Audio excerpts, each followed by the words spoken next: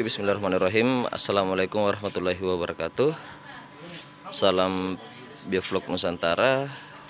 Salam petani milenial. Oke teman-teman, hari ini kita berada di salah satu lokasi anak bimbingan kita. Kita mau ajarkan untuk aplikasi metode kedua. Aplikasi pertama ya, kita menggunakan metode kedua, karena saya selalu mengajarkan kepada setiap pemula untuk memakai metode kedua. Jadi artinya metode kedua itu ikan sudah ada di bawah, kita karantina di tempat itu sendiri, contohnya kolam ini, kemudian kita lakukan pengaplikasian setelah ikan dipastikan benar-benar sehat 100%. Oke, kita lihat apa saja persiapannya. Nah ini ya, ini persiapannya, ada bahan-bahannya, ada garam. Garam itu sebanyak 1 kg per meter kubik. Kemudian ada molase. Molase ini sebagai sumber karbon atau makanan dari bakteri 100 ml per kubik. Nah, ini kita sudah cairkan dengan air panas ya. Kita sudah, jadi molase kentalnya itu 1 liter untuk diameter 4 ya, untuk diameter 4 karena volume airnya 10 kubik.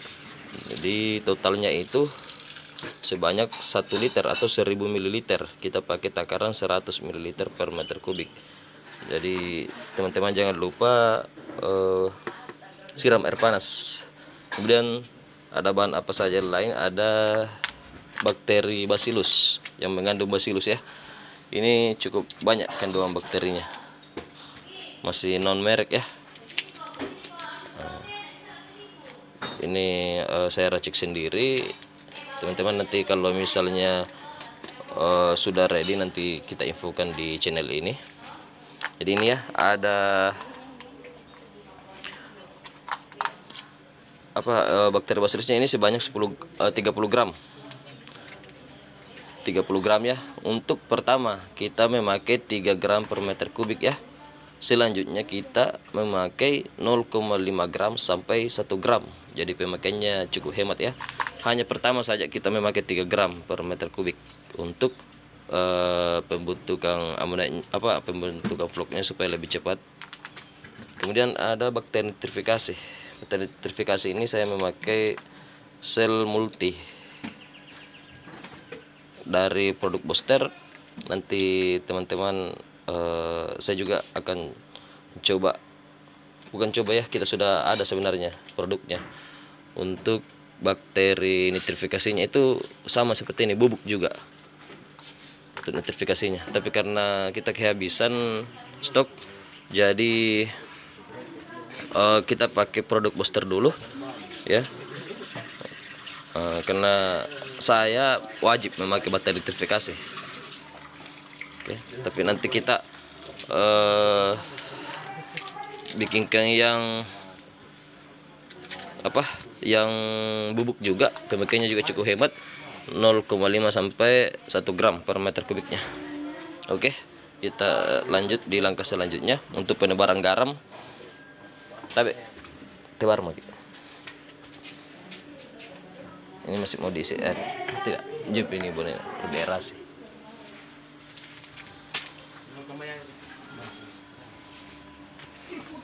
Awas.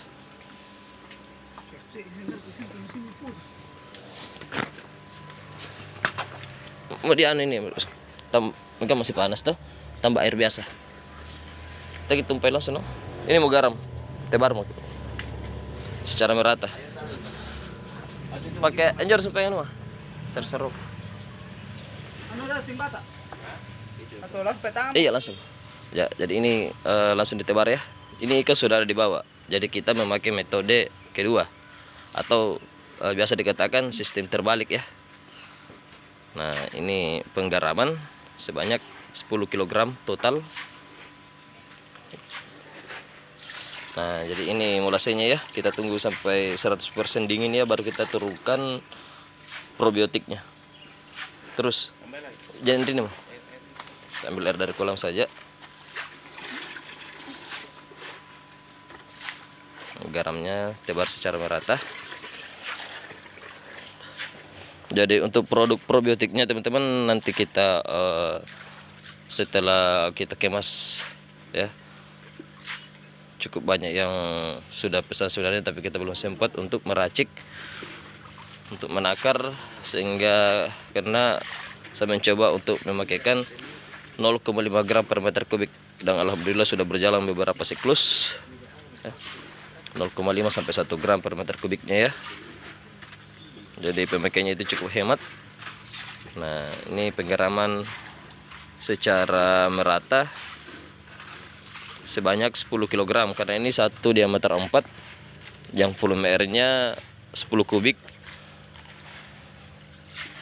Jadi takaran garam itu sebanyak 1 kg per meter kubiknya. Tinggal dikalikan dengan volume airnya ya, mau pakai D2, D3. Jadi teman-teman, ini 1 LP100 ya, 1 LP100 ya. Sebenarnya sebaiknya memakai LP200, cuma kita kondisikan saja dulu.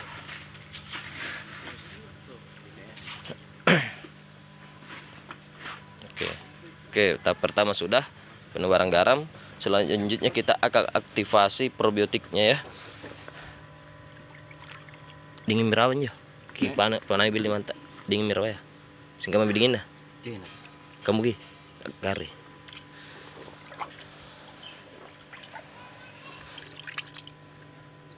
Kulit juga apa bakteri. Oke, kita lanjut di tahap kedua ya, untuk aktivasi probiotik. Aktivasi probiotiknya itu, nah seperti biasa ya di konten-konten sebelumnya, gunanya untuk agar bakteri yang sudah lama dorman di dalam kemasan itu kita aktifkan dulu, karena dia akan bekerja keras. Jadi total ini aplikasi pertamanya 3 gram per meter kubiknya, jadi total 30 gram ya.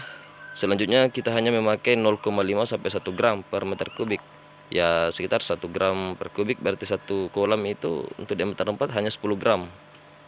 Kita tidak memakai takaran 10 gram ya, karena itu cukup boros. Jadi saya coba meracik probiotiknya agar sehemat mungkin, biar bisa menekan biaya operasional. Nah, selanjutnya silakan tuan ngelihat renjenin gari tupas ya. Nah, ini diaduk secara merata ya, aduk liwanta mau pakai gelasnya rata. Nah, ini untuk supaya bakterinya merata dulu, biar tidak menggumpal di dasar ember.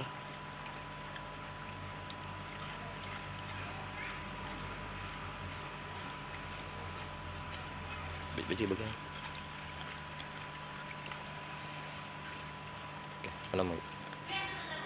Oke, kita tuang di molase ya, yang sudah dicampur dengan air.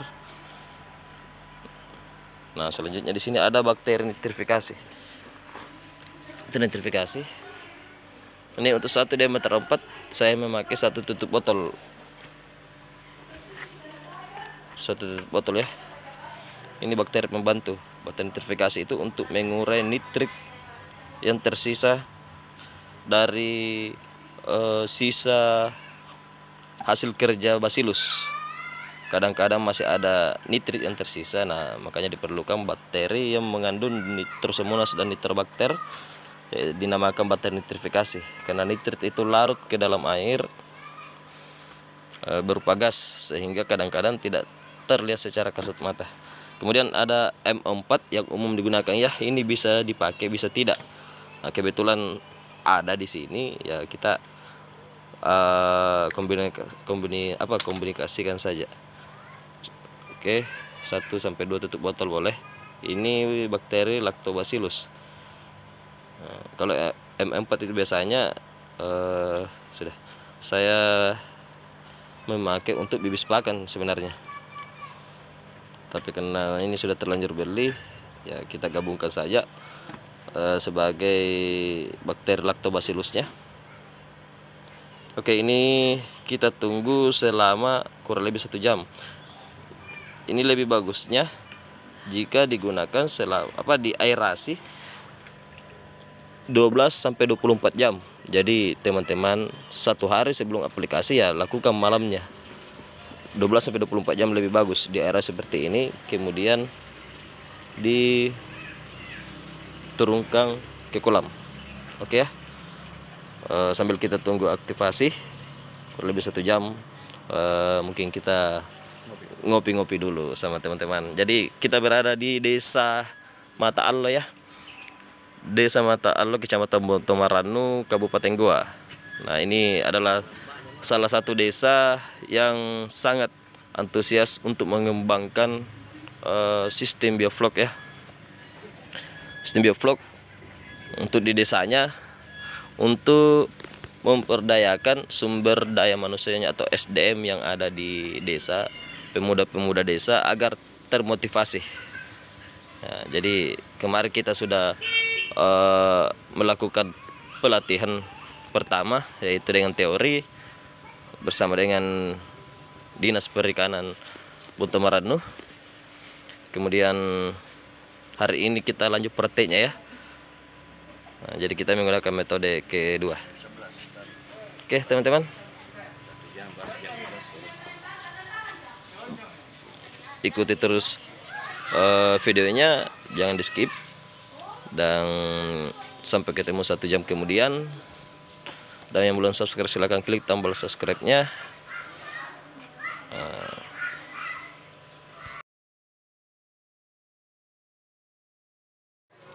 Oke teman-teman, kita kembali di channel Bioflok Nusantara. Nah, ini sudah kita aerasi selama 1 jam ya. Jadi teman-teman ingat, ini akan lebih bagus jika 12 sampai 24 jam. Jadi kalau teman-teman mau aplikasi hari ini ya seharusnya diaktifasi dari kemarin. Jangan begitu, tebar secara merata. Kasih titik-titik aerasi. Nah, jadi ini ya teman-teman, kita coba tebar secara merata untuk bakteri yang sudah kita aktifasi dengan molase. Keliling kita.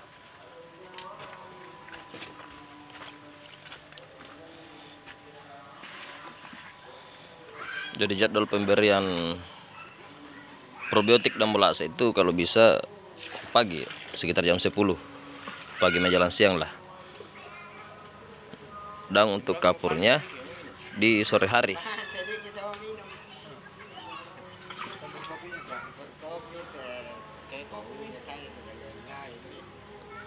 Ini sekarang air sudah agak kehijauan, sudah tumbuh lumut dan alga dan planktonnya. Ini nanti kita berusaha menggeser keberadaan alganya dan planktonnya. Jadi nanti setelah kerja bakteri sudah maksimal, maka airnya akan berubah menjadi kecoklatan. Mau masuk di tengah.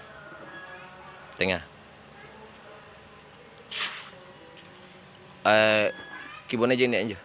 Jorawa di pantai, jorawa menggumpal kah? Di pantai tak ada gini bakteri.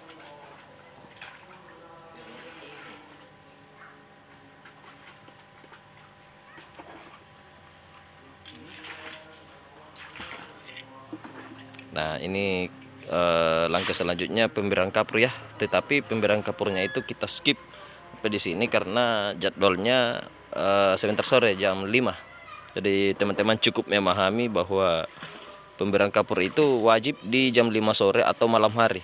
Jangan diberikan ketika matahari masih tinggi karena itu bisa membuat ikan-ikan pada kolaps. Karena kapur itu untuk menaikkan pH atau menstabilkan pH. Di siang hari fluktuasi pH air itu masih sangat tinggi. Oke, ini salah satu jenis usaha yang dibuat oleh salah satu desa, yaitu Desa Mata Allo di Kecamatan Bontomaranu, Kabupaten Goa.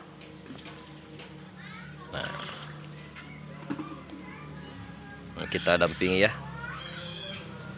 Jadi satu kolom D4 ini kita memakai satu LP100.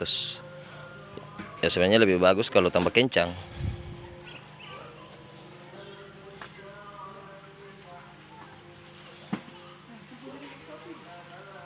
Oke, nanti pemberian kepada sore hari ya, tapi kita tidak buat videonya. Sekali lagi yang penting teman-teman bisa memahami bahwa pemberian kapurnya itu di sore hari. Jadi untuk aplikasi pertama saya memberikan 100 gram per meter kubik. Nanti saya tulis di link di deskripsinya takaran dan waktu pemberiannya ya. Oke.